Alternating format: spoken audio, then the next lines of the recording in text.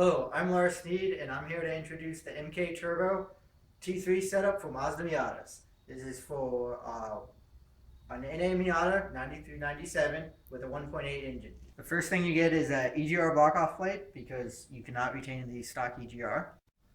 You will get a T3 log manifold with a T3 brand new China charger on it. It's good for anywhere from 150 horsepower to 300 horsepower with a V-band exit to make hooking up the downpipe easy. You will get a 2.5 inch to 3 inch downpipe. It uses 2.5 inch up towards the turbo and where it bolts on with the V-band to make clearance between the engine and the transmission and frame. You have one O2 bung right before the flex pipe, and that can have an additional one added if needed. You have a step up to a 3 inch flex pipe and a 3 inch V-band on the end. You get a 3 inch mid pipe with 3 inch stainless steel V-bands at either end. The piping is made out of aluminized steel, so it saves on cost, but it will also not rust out in the. You will get 3 V-bands, 2 3 inch and 1 2.5 inch to hook the exhaust together. You will get a 3 inch muffler, axle back muffler. It's a 22 inch MagnaFlow. It's one of the nicest sounding mufflers you can put on a Miata.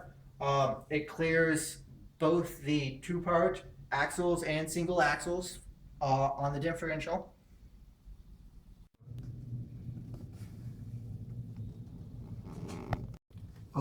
You will take your EGR block-off plate and you will install it down at the back of the intake manifold. It needs 2 10mm nuts, and you will have those when you remove the EGR.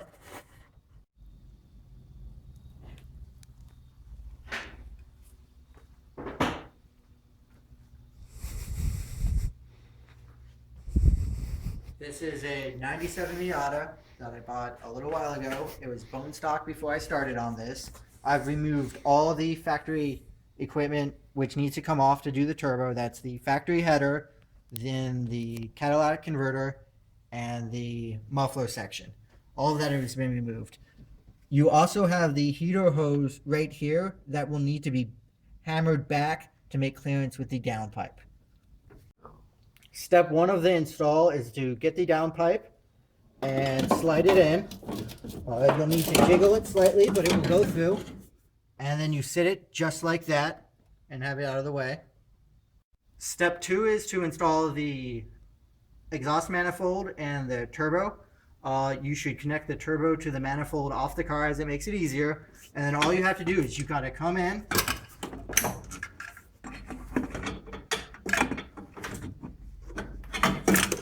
make sure the downpipe is out of the way because it will go in the way. Slide it on. Make sure you put the heater hose, harder heater line flange over it, the nut, and get that on top. And then simply bolt on the 14mm onto the studs to hold the manifold and turbo in place.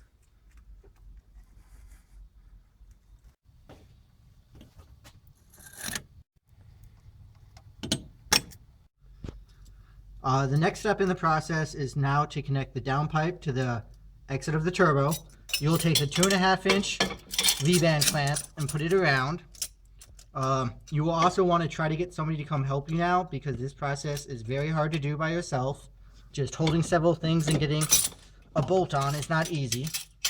You will put the downpipe against the exit of the turbo and you will close the V-band.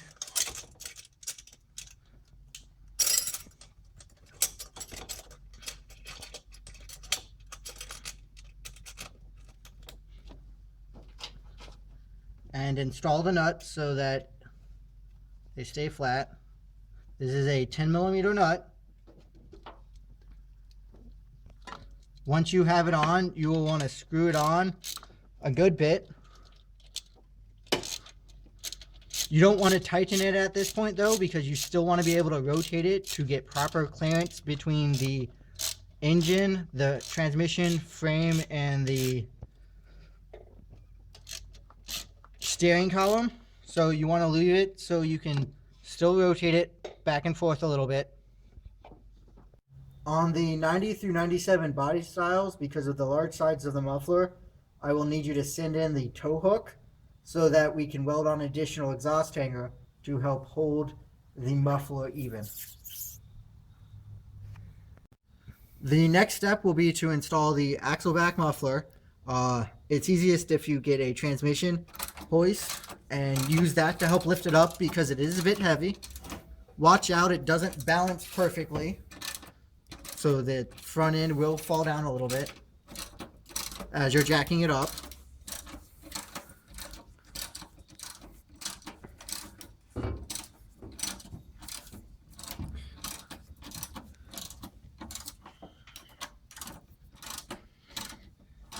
Once you have gotten it close, you will want to install the hangers into the rubber grommets.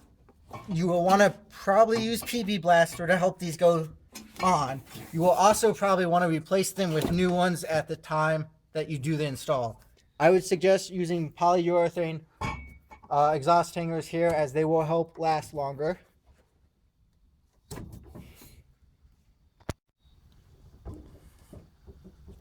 So you will attach it to the new tow hook hanger that you have.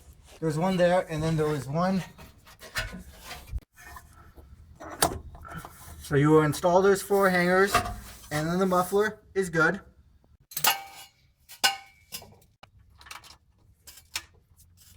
The last step will be installing a mid-pipe between the downpipe and the axle back exhaust. I use the transmission jack to help lift it up and get it into place. You'll take the 3-inch V-band and put it over. Press the 2 together and get the V-band over them. Press the 2 V-band flanges together.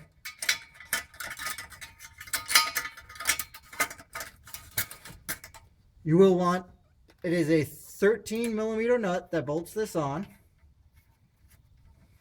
You will want to turn it so that it's not the lowest facing thing. And then you will want to tighten it up. You don't want to get super tight at this point yet till you have the rear on, just so you have some free play. You also want to check the clearance on the downpipe to make. You want to check and make sure there is clearance between the engine and transmission, and then the subframe and steering rack on the other side. You should still be able to rotate the downpipe slightly to make sure you have the proper clearance. You will attach the rubber exhaust hanger onto the mount point, onto the mid-pipe, after you get the other V-band clamp. Then you will take the last V-band clamp, 3-inch V-band clamp, and attach the axle back to the mid-pipe. You just come over again, press the flanges flat and close together, pipes some to get the V-band to line up properly. And you will probably have to lift it up because they tend to hang a bit.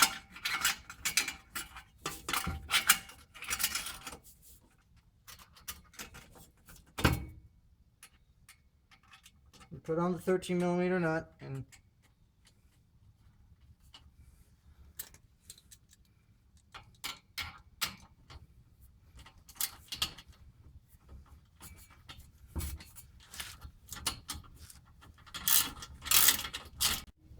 now you want to tighten all the V-bands once you have it all in. Once you have all the V-band clamps tight, you install the O2 sensor into the O2 bung. Then you will have the MKturbo T3 DIY setup installed as it comes. It will be up to you to install oil and feed and drain lines, intercooler piping, and an intercooler, a blow-off valve, aftermarket engine management, and a bigger duty clutch.